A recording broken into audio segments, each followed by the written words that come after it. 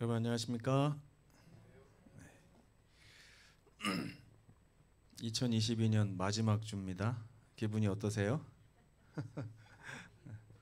네, 이제 정말 며칠 안 남았는데 이 마지막 시간, 이 마지막 주, 또 마지막 교과 함께 하시면서 2023년에 보다 더 좋은 해가 될 수 있도록 또 하나님께 더욱더 가까이 나가는 귀한 해가 되셨으면 정말 좋겠습니다. 마지막과는 모든 것이 새롭게 됨이라고 하는 주제입니다. 오늘은 새하늘과 새 땅에 대해서 배우고요. 금요일에는 이 새하늘과 새 땅에 어떤 분들이 들어갈 수 있는지에 대해서 함께 시간을 가져보도록 하겠습니다. 기억절입니다. 요한계시록 21장 5절 함께 읽겠습니다. 시작. 보좌에 앉으신 이가 이르시되 보라 내가 만물을 새롭게 하노라 하시고 또 이르시되 이 말은 신실하고 참되니 기록하라 하시고. 아멘. 네, 보좌에 앉으신 하나님께서 이 성경의 맨 마지막 장, 참 공교롭게도 2022년의 맨 마지막 주에 성경의 또 맨 마지막 장 부분을 좀 또 공부할 수 있게 되었습니다. 여기 보니까 성경에 보면요, 창세기 1장 2장하고 또 끝에 요한계시록 21장 22장만 죄의 흔적이 없습니다. 그리고 나머지는 전부 다 죄의 역사예요. 그래서 우리는 지금 요한계시록 21장부터 있는 이런 예언을 좀 공부하는 것이고요. 이제 죄가 다시 극복되고 다시는 죄의 존재가 없는 그 세상에 대해서 이번 주에 배우게 될 것입니다. 저는 이것을 배우면서 우리 모두의 소망이 한층 더 강화되고 더 깊어졌으면 하는 바람이 있습니다. 보좌에 앉으신 하나님께서 이르시되 뭐라고 하시냐면 보라 내가 뭐를 새롭게 한다고요? 만물을 새롭게 한다고요. 이게 무슨 말일까요? 왜 이번에 이 주제절을 이 요한계시록 21장 5절을 정했을까? 하나님께서 새롭게 하신다고 하는 말이 몇 번 나옵니다. 그죠? 고린도후서 5장 17절에도 보면 누구든지 그리스도 예수 안에 있는 자는 새로운 피조물이다. 이런 말이 있죠. 자, 여기서 만물을 새롭게 한다는 얘기는 뭐냐면 만물은 하나님이 언제든지 새롭게 하실 수 있어요. 그렇죠? 하나님이 지구 정도 하나 더 창조하는 거 성경대로만 해도 6일이면 충분합니다. 6,000년씩 걸릴 일이 아니에요. 그러나 하나님께서 6,000년의 시간 동안에 만물을 회복하지 않으셨습니다. 죄로 인해서 만물이 이제 타락하고 가시떨기, 덤불 이런 걸 내놨잖아요. 그죠? 땅이 밭가라도 다시는 그런 효력을 주지 않은 이런 만물의 퇴화라고 할 수 있는 이 성경의 기록이 드디어 요한계시록 21장에서 다시 회복되는 장면이 나옵니다. 이 얘기는 뭐냐면 하나님께는 만물의 회복은 그렇게 중요한 게 아닙니다. 근데 사실 뭐의 회복이 더 중요하냐면 만물을 다스릴 권한을 누구에게 주셨냐면 사람에게 주셨죠. 그 사람에 대한 모든 재창조 사업이 다 마친 후에 이제는 뭐가 필요하게 됐냐면 새 만물이 필요하게 됐습니다. 새 하늘과 새 땅이 필요한 거죠. 그래서 이 성경절은 이제 저는 이렇게 이해가 되더라고요. 사람에 대한 모든 구속 사업이 마쳐졌으니 이제 사람이 거주할 영원한 땅, 하늘, 그 만물을 새롭게 하시는 그런 장면이 요한계시록에 나온다 생각을 합니다. 성경은 본향에 대한 소망을 가졌던 사람들에 대해서 기록을 하고 있습니다. 히브리서 11장 우리 믿음장 보면요, 12절부터 13절에 아브라함 이야기를 마친 다음에 이런 말씀이 나옵니다. 한번 같이 읽어보겠습니다. 시작. 이 사람들은 다 믿음을 따라 죽었으며 약속을 받지 못하였으되 그것들을 멀리서 보고 환영하며 또 땅에서는 외국인과 나그네임을 증언하였으니 그들이 이같이 말하는 것은 자기들이 본향 찾는 자임을 나타냄이라. 이 말씀이 저는 참 은혜스러운 말씀이라고 생각해요. 우리 서귀포교회는 다행히도 여기서 한 가지 경험을 몇 번 했습니다. 외국인의 경험을 가서 좀 해보셨어요. 어디서 해보셨습니까? 베트남에 가서 외국인 경험을 한번 해봤습니다. 한 3박 5일 동안. 그렇죠? 또 태국에 가서도 외국인 경험을 해봤어요. 여러분 가서 제가 여러분들 잘 관찰해 보니까 정말 성경적으로 행동을 하시더라고요. 정말 성경적으로. 거기 가가지고 아무도 나 베트남 다낭에서 눌러 앉아야지 하는 사람 없더라고요. 거기 가서 아무도 나 여기서 직장을 좀 좋은 걸 얻어야 될 텐데 이런 분이 없더라고요. 거기 가서 아무도 내 지갑에 돈이 좀 더 있으면 좋겠는데 이런 생각하시는 분이 없더라고요. 왜 그랬을까요? 돌아와야 되니까. 그렇죠? 돌아와야 되니까 당연한 거 아니에요. 그렇죠? 태국에 가서도 여러분 그렇게 재밌게 놀고 하면서도 여기서 살겠습니까? 그러면 여러분 뭐라고 하시겠어요? 아유 가야죠. 여기서 어떻게 삽니까? 그렇게 얘기하실 거 아니에요?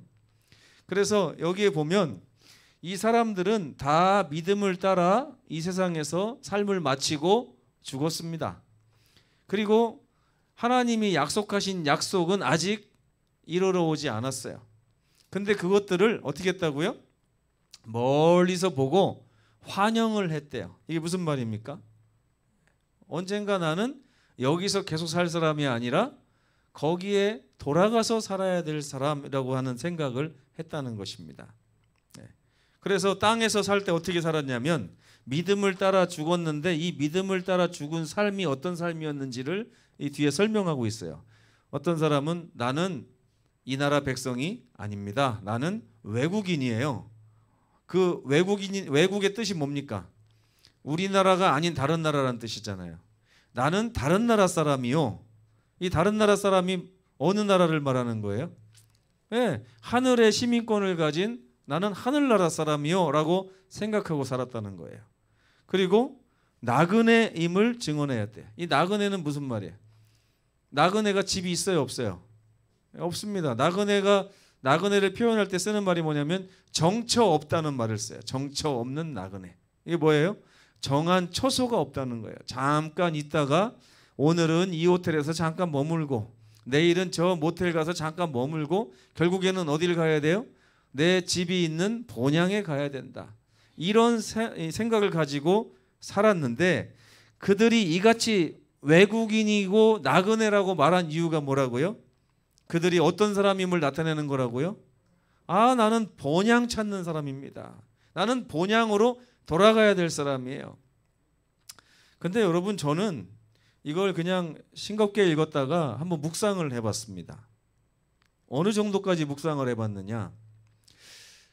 여기에는 누구도 포함되냐면 모세도 포함이 돼요. 그렇죠? 여긴 누구도 포함되냐면 요셉도 포함이 되고 여기는 누구가 포함되냐면 다니엘도 포함됩니다. 모르드게도 포함되고 에스더도 포함됩니다. 근데 이 사람들이 이 세상에서 누렸던 것이 어느 정도예요? 정말 이 세상을 다 가졌다고 할 정도로 어마어마하게 소유하고 있던 사람들 아닙니까? 그런데도 불구하고 뭐라고 그래요? 나는 이 세상 사람이 아닙니다. 나는 본향에 가야 될 사람입니다. 그래서 제가 가만히 생각해 보니까 하나님께서 우리에게 부자로 살지 못하게 이렇게 하신 게 참 은혜다 생각이 들더라고요. 부자로. 어떤 분은 부자가 되길 원하는 예수님께서 뭐라고 하셨냐면 농담 안 하고 내가 진실로 너에게 말하는데 부자가 천국에 들어가는 것은 낙타가 바늘길을 통과하는 것만큼 어려운 것이다. 진짜 명심해라. 근데 왜 많은 그리스도인들은요 하나님 믿으면서 소원이 뭡니까? 그러면 더 넉넉해지는 것이 소원이라고 그래요. 근데 아닙니다. 또한 성경은 그들이 가졌던 이 소망의 실체가 지금 말씀드렸듯이 새 하늘과 새 땅에 소망을 두고 있었다는 사실을 이야기합니다. 베드로도 베드로후서에 이런 말을 했습니다. 우리는 예수께서 약속하신 대로 의가 있는 곳인 새 하늘과 새 땅을 바라보며 사는 사람입니다. 예. 이 하나의 고백이 여러분 얼마나 중요해요. 근데 여러분 지금 살고 있는 삶을 보세요. 만약 오늘 저녁 8시에 천국 가는 열차 출발한다고 하면 지각하실 분이 태반일 수도 있습니다. 예. 뭐 귤 따다가 늦고 그죠? 내일 가면 안 되나? 이렇게 생각하고 바쁘잖아요. 엄청 바쁩니다. 근데 바쁜다고 해가지고 천국을 놓치는 것만큼 어리석은 일은 없다고 생각합니다. 근데 이 새하늘과 새 땅이 어떤 곳인지를 이번에 교과에서 설명을 하고 있는데요. 여러분은 하늘나라가 어떤 곳이었으면 좋겠습니까? 하늘나라를 좀 상상해 보신 적 있으세요? 내가 원하는 하늘나라. 나는 뭐 때문에 하늘나라를 가고 싶다. 우리 단우가 수학여행을 갔다 오더니 서울에서 살고 싶대요. 그래서 왜 서울에 뭐가 이렇게 좋더나 했더니 에버랜드가 이렇게 좋답니다. 그래서 그 에버랜드 서울에 있는 거 아닌데 그랬더니 이제 어쨌든 에버랜드에 딱 꽂혔어요. 에버랜드가 그렇게 좋대요. 그래서 에버랜드 가서 뭐가 이렇게 좋으냐 그랬더니 또 분명한 게 있더라고요. 청룡열차 옛날 말이죠. 이거는 오늘 요새는 무슨 말로 했는지 제가 기억이 잘 안 나요. 무슨 뭐 프렌치 레볼루션인지 뭔지 해가지고 그런 열차 타는 게 참 재밌다고 그러는데 여러분 하늘나라 가면 뭐 때문에 가시려고 하는 거예요? 뭐 때문에? 하늘나라 왜 가고 싶으십니까? 네? 진짜 예수님하고 살고 싶으면 지금도 열심히 잘 사셔야 될 건데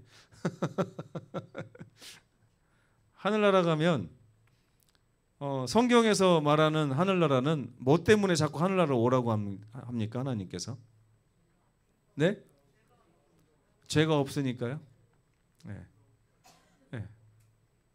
뭐가 좀 있어야지 자꾸 없다고 그러는데 거기 뭐하러 가려고 그래? 자꾸 없다는데. 네. 근데 제가 이제 어렸을 때 계속 제가 천국에 대해서 생각하는 첫째, 죽음이 없다고 하니까 좀 가고 싶더라고요. 근데 한편으로 고민이 돼요. 어렸을 때는 단지 죽음만 없으면 좋았는데 제가 살다 보니까 40년, 50년 살아도 이 세상이요 되게 좀 지겨워지더라고요. 재미난 것도 없어요. 옛날에야 뭐 놀이동산 가는 게 재밌지 지금은 놀이동산 가는 거 재미없고요. 처음에 제주도 왔을 때는 또 재밌었어요.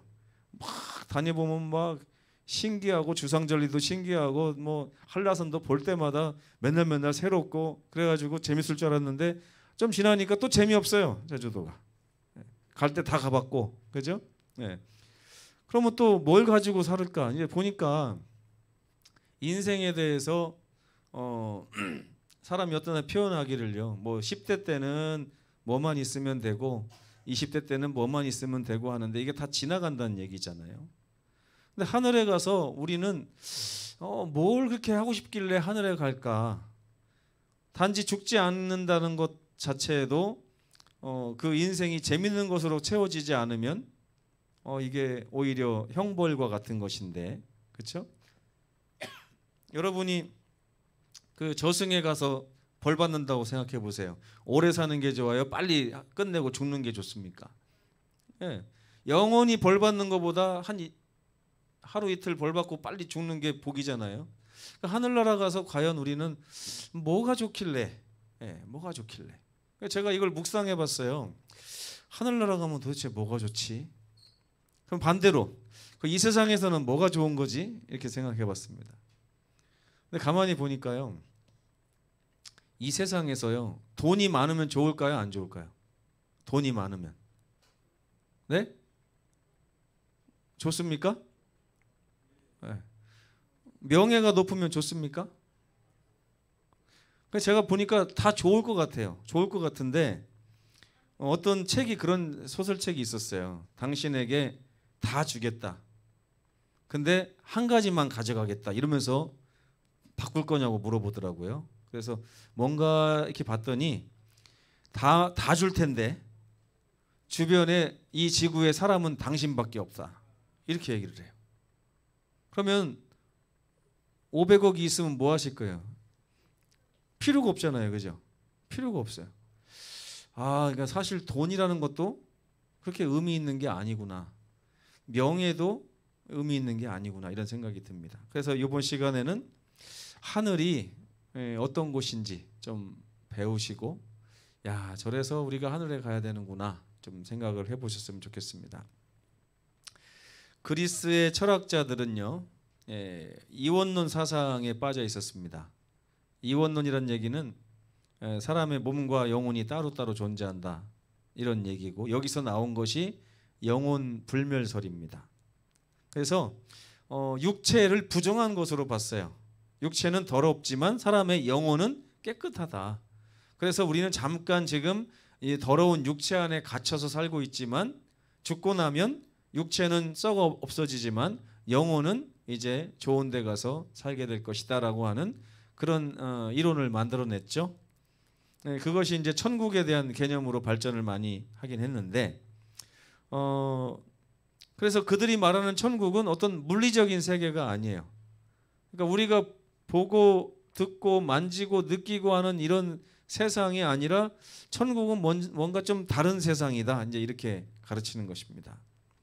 근데 성경에서는 뭐라고 얘기할까요? 성경에서는 과연 천국이 어떤 곳이라고 이야기를 하냐면, 이사야 65장 17절로부터 25절이나 66장이나 또 계시록에 보면 천국은요, 지금 우리가 살고 있는 세상하고 별 다를 게 없는 그런 환경을 가지고 있습니다.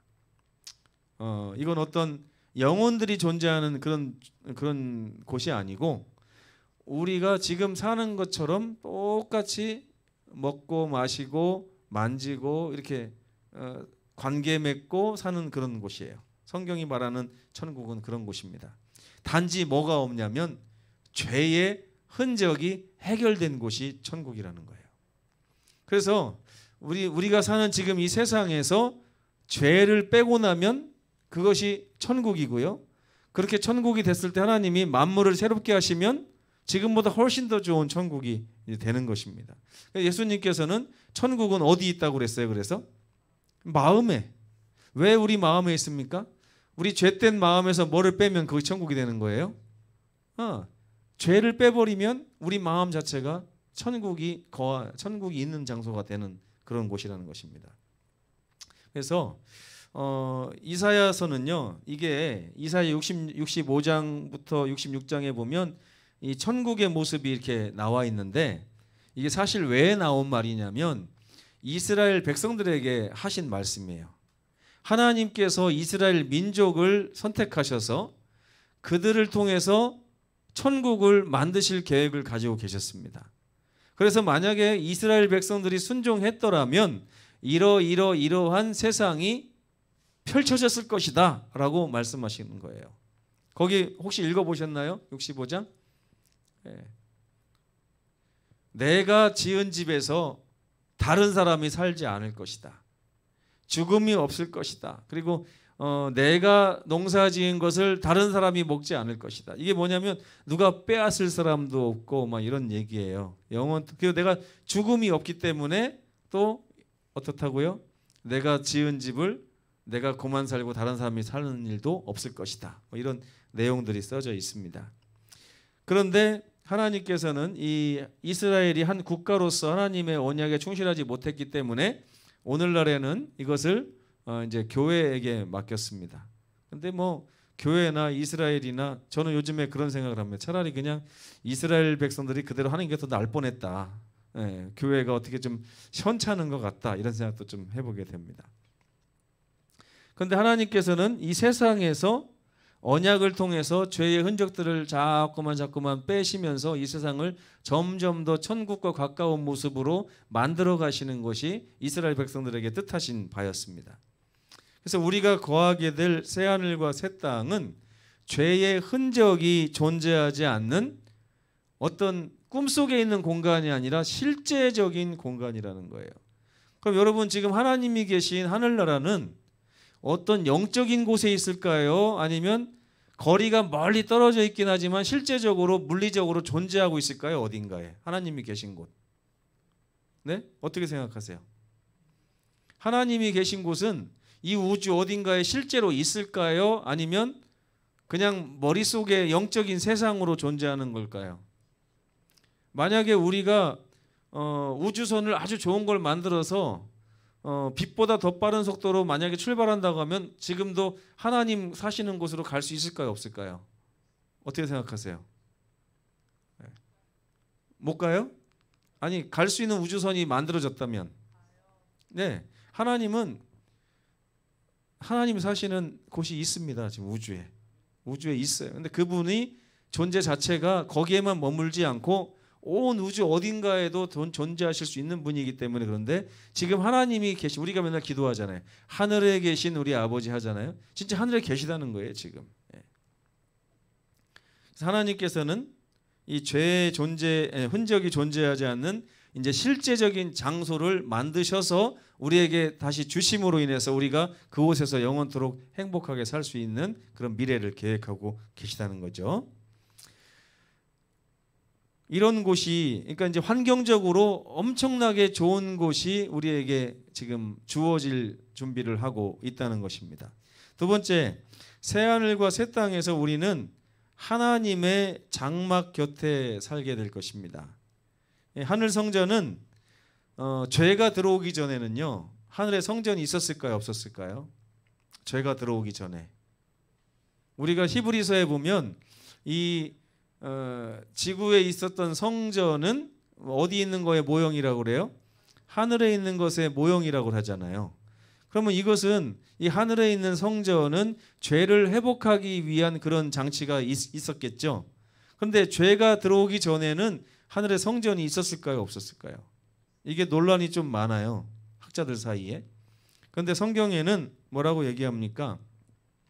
하나님의 장막이 있었고요. 거기에는 죄가 들어오기 전에는 천사들과 우주의 거민들, 장자들이 모여서 하나님을 경배하는 하나님의 장막이 있었는데, 그 장막이 죄로 인해서 어떤 성소로 바뀐 거냐면 죄를 다루는 공간으로 이제 바뀌어진 거죠. 그럼 나중에 죄가 다 처리되고 나면 그 장소는 다시 어떤 장소로 변하게 될까요? 네, 원래 있었던 그런 본래의 기능을 하는 장소로 다시 변하게 된다는 것입니다. 그래서 원래는 경배하는 장소였던 하늘 성전은 죄로 인해서 구원의 장소로 잠깐 역할이 바뀌었지만, 새 예루살렘 성에서 이 하나님의 성전은 다시 한번 이제 죄가 해결됐기 때문에 원래의 경배하는 장소로 바뀌게 된다는 내용이 여기 교과에 써 있습니다. 그래서 구원받은 무리들은 그곳에서 하나님을 영원히 경배하게 될 것입니다. 여러분, 하늘나라 이 정도 들으셨으니까 가고 싶으십니까? 가고 싶으세요? 제가 지금 두 가지 말씀드렸어요. 하나는 지금보다 훨씬 더 좋은 환경이 있을 것이다. 두 번째는 우리가 거기서 하나님을 경배하면서 살 것이다. 그래서 계시록 21장 3절에요. 이게 세상의 모든 죄가 끝나고 인간들이 어디 가서 어떻게 살게 될 것이다라고 이제 써놨는데, 거기 보면 뭐 대단한 게 써 있는 줄 알았어요. 그랬더니 이런 말이 써 있더라고요.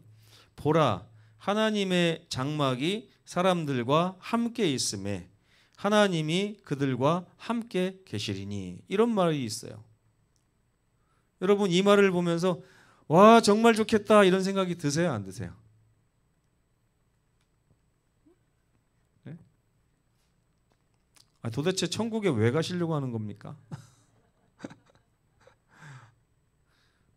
저도 이게 참 고민이에요. 하늘나라, 새 하늘과 새 땅, 하늘도 새 곳이 되고 땅도 새 것이 되는데 가면 죽지도 않고 눈물도 없다고 하는데 좀 막연하잖아요. 막연한데 도대체 이 세상에서 우리가 하늘에 대해서 어떤 감각을 가져야만 날마다 하늘이 가고 싶고 기다려지고 예수님 재림이 빨리 왔으면 좋겠고 이러냐는 거예요. 우리 애들이요, 그 에버랜드 하나 그것 때문에 단우가 에버랜드 또 가고 싶다 맨 이러거든요. 우리 다나는 아직 안 가봤는데 오빠가 갔다 온 얘기만 듣고서도 자꾸 뭐라고 하냐면 나도 가고 싶다 그래요. 근데 다나는 뭐 때문에 가고 싶어 하냐면 귀신의 집이 그렇게 가고 싶대요. 거기 귀신의 집이. 네. 그러면서 단우가 야, 그 귀신의 집 진짜 무서워. 넌 아마 입구에서 그냥 물러 나올 거야 막 그러니까 또 이제 또 기대가 되는 모양이더라고요. 근데 여러분 우리 도대체 천국에 왜 가고 싶은 겁니까? 왜? 뭐 때문에요? 성경에서 말하는 건 이게 다예요. 보라 하나님의 장막이 구원받은 우리들과 함께 있음에 하나님이 우리들과 함께 계실 것이다. 이게 다예요. 성경에서 말하는 천국은. 네? 그리고 여러분 4절에 뭐라고 써 있습니까? 그 하나님께서 우리와 함께 하실 그 하나님께서 모든 눈물을 그 눈에서 닦아주심에 이런 말이 나오는 거예요. 그러니까 천국은요 한마디로 요약하자면 어디가 천국이냐면 하나님이 계신 곳이 천국이에요. 예. 근데 여러분 하나님이 좋아 죽겠습니까 지금? 만약에 천국은 다른 곳이 아니라 박장로님이 계신 곳이 천국입니다 여러분, 그러면 여러분 뭐라고 하시겠어요? 아 나 집하고 뭐 내 직업이 다 포기하고 장로님 곁으로 가서 살아야지 이렇게 할 겁니까? 좀 다르죠? 그래서 제가 여기서 고민이 생기더라고요. 도대체 우리가 천국을 가고 싶고 예수님의 재림을 기다릴 때 이게 도대체 뭘 의미하는 걸까? 하나님께서는 우리와 어떤 관계 속에서, 근데 제가 이거를 이제 반대로 생각을 해봤어요. 이 말씀을 보라 그러면서 하나님이 이렇게 말씀하시는 거예요. 내가 드디어 내가 사랑하는 사람들과 함께 살 것이고 내가 드디어 내 집에서 그 사랑하는 이들과 함께 살 것이다. 지금 하나님은 기대가 가득해요. 느껴지십니까? 하나님의 기대가? 하나님의 기대는 이렇게 아주 느껴질 정도인데 우리는 다 생각이 딴 데가 있어요. 딴 데가 있어가지고 제가 예전에 시대의 소망과 정로역을 읽으면서 충격을 받은 적이 있어요. 왜냐하면 천국에 대해서 이렇게 쭉 읽는데 제가 좋아하는 게 하나도 없는 거예요.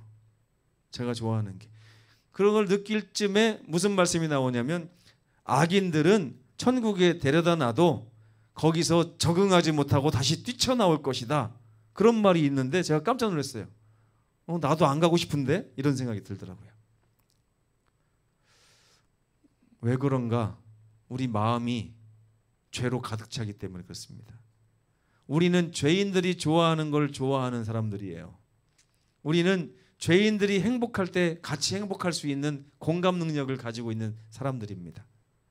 근데 이런 사람들은 그 결과가 어디로 가냐면 사망을 향해서 갈 수밖에 없는 거기 때문에 우리 주님께서는 우리를 마음으로부터 회복시키는 일을 하려고 하시는 거예요.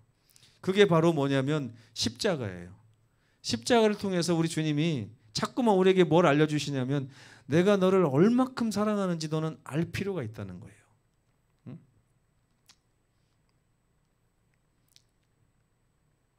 그래가지고 참 전 주변에서요 이렇게 예전에 어렸을 때 저희 교회에 장로님 한 분이 사우디에 가서 돈을 버시던 분이 있어요. 그 아들이 저보다 한두 살 많은 형이었는데 그 형이 평소에는요 이름이 제일이에요. 제일인데 평소에는 늘 이렇게 시무룩해져 있어요. 구슬치기를 할 때도 시무룩하고 딱지치기를 해도 시무룩하고 엄마가 맛있는 걸 사줘도 시무룩하고 뭐 항상 이렇게 우울해하더라고요.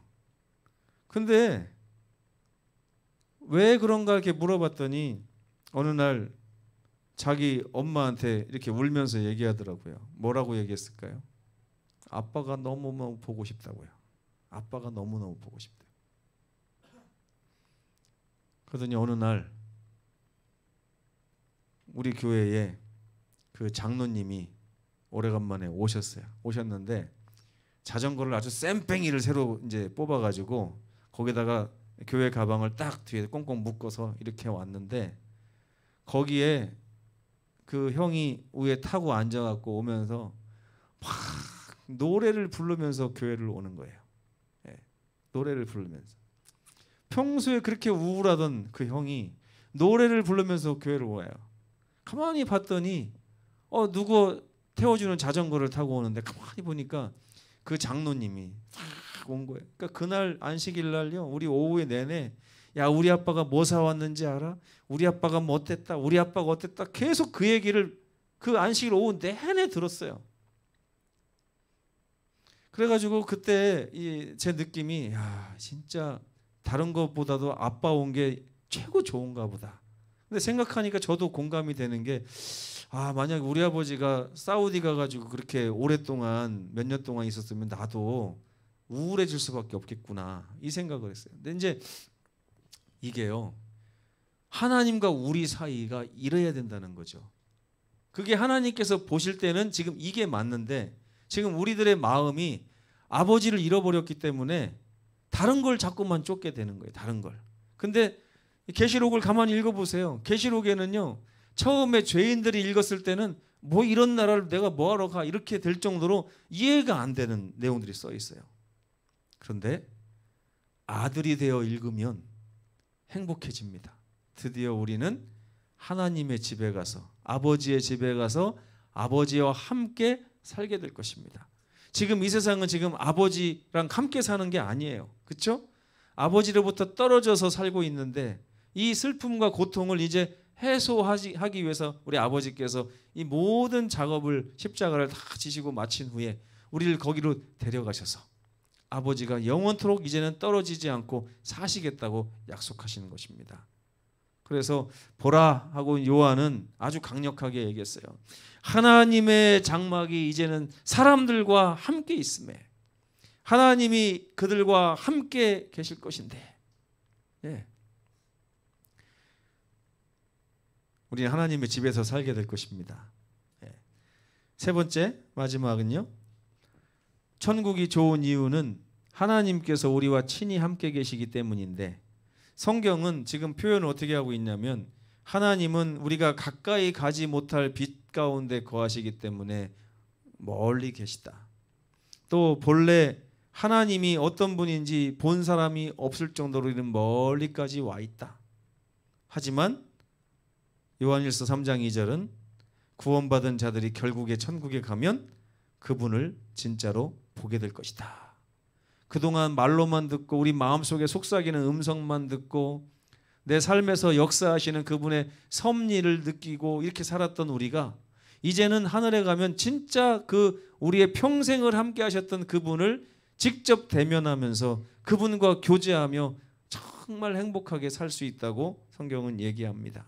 요한일서 3장 2절 그가 나타나시면 우리가 그와 같을 줄을 아는 것은 그의 참모습 그대로 볼 것이기 때문이다. 그날이 다가온다 이것입니다. 예수님께서는 마태복음 5장 8절에 마음이 청결한 자는 이 구원의 문제가 해결된 사람을 얘기하죠. 마음의 죄의 문제가 해결된 이 사람은 하나님을 볼 것입니다. 새하늘과 새 땅에서 우리는 늘 그분의 얼굴의 영광을 직접 바라볼 것입니다. 근데 그 장로님이 얼굴이 곰보였어요. 어렸을 때 여드름이 많이 났는지 곰보였는데 그 아들이 그 장로님 딱 안아주니까 얼굴을 만지면서 뭐라고 했는지 아십니까? 저는 아직도 그게 기억이 남아요. 뭐라고 했을 것 같아요? 맞춰보세요. 얼굴을 이렇게 만지면서 뭐라고 했을까요? 네? 비슷해요. 비슷해. 네. 뭐라고 했냐면 딱 만지더니 우리 아빠 맞네 그러더라고요. 우리 아빠 맞네. 우리 하늘나라에 가서 우리 주님의 얼굴을 한번 만질 날이 오지 않을까 싶습니다. 가끔 너무 하늘에 대해서 모르는 제 자신이 안타까울 때가 있어요. 하늘에 가면 정말 정말 좋을 것 같은데 도대체 왜 좋을지를 잘 상상이 안 되는 거예요. 도대체 나는 뭐 때문에 좋을까? 그래서 그거를 성경이 가르쳐 주는 대로 한 번씩 이렇게 떠올려 보는데요. 성경에서는 마음으로 생각하지도 못한 기쁨이 하늘에 가득하다 이렇게 얘기를 합니다. 그래서 여러분 이 모든 것이 새롭게 되는 그 새하늘과 새 땅은 바로 우리가 영원토록 거주해야 되는 땅이고 거기는 죄가 없을 것이며 하나님의 장막이 늘 우리 옆에 있을 것이고 우리는 하나님의 얼굴 직접 대면하며 그분과 함께 영생을 누리게 된다고 하는 말씀이 이 성경의 맨 마지막 말씀입니다. 물론 우리가 이걸 잘 이해하지 못합니다. 그러나 성령께서 우리 마음에 빛을 주시면 우리는 그 빛에 따라서 하늘에 대한 우리의 소망을 더 날마다 키워나갈 수 있을 거라고 생각합니다. 그 천국이 가까이 왔습니다. 우리는 하나님께서 주신 소망을 값없이 소유할 수 있고요. 그분께서는 아무도 그 소망을 소유하는 데 있어서 제한을 두지 않으셨습니다. 성령과 신부가 말씀하시기를 어떻게 한다고요? 오라 하시는도다. 듣는 자도 오라 할 것이요 목마른 자도 올 것이요 원하는 자는 모두 와서 값없이 생명수를 받으라 하셨습니다. 이 지구의 역사는 이제 그 종점을 향해 가고 있습니다. 우리는 곧 누구를 만나게 된다고요? 주님을 만나게 될 것입니다. 이 꿈에도 그리던 주님, 이런 얘기를 주님 오실 때 하고 싶습니다. 성령께서 우리 마음에 하나님의 사랑을 깨닫게 하시면 그 사랑 때문에 우리 마음이 예수님께 더 많이 열려서 예수님을 만나고 싶은 마음, 예수님과 함께 살고 싶은 마음, 죄가 없는 곳에서 그분의 선하심을 맛보아 알고 싶은 마음, 마치 시편 27편 4절에서 내가 여호와께 바라는 한 가지 일이 있는데 그것은 여호와의 장막에 살면서 여호와의 아름다움을 바라보며 그의 전에서 사모하며 사는 것이다. 저는 아직도 이 다윗의 심정이 잘 이해가 안 됩니다. 근데 한 가지 분명한 건 다윗은 정말 여호와 하나님을 너무 사랑했구나. 그가 여호와 하나님을 사랑하게 된 이유는 하나님이 먼저 그를 사랑하셨기 때문이라고 요한일서 4장 19절에는 기록이 되어 있습니다. 이런 천국이 가까이 이르렀고요. 그분의 약속을 믿음으로 소유하며 영광의 그날을 기다리는 백성들 되시기를 간절히 바라면서 오늘 말씀을 마치겠습니다.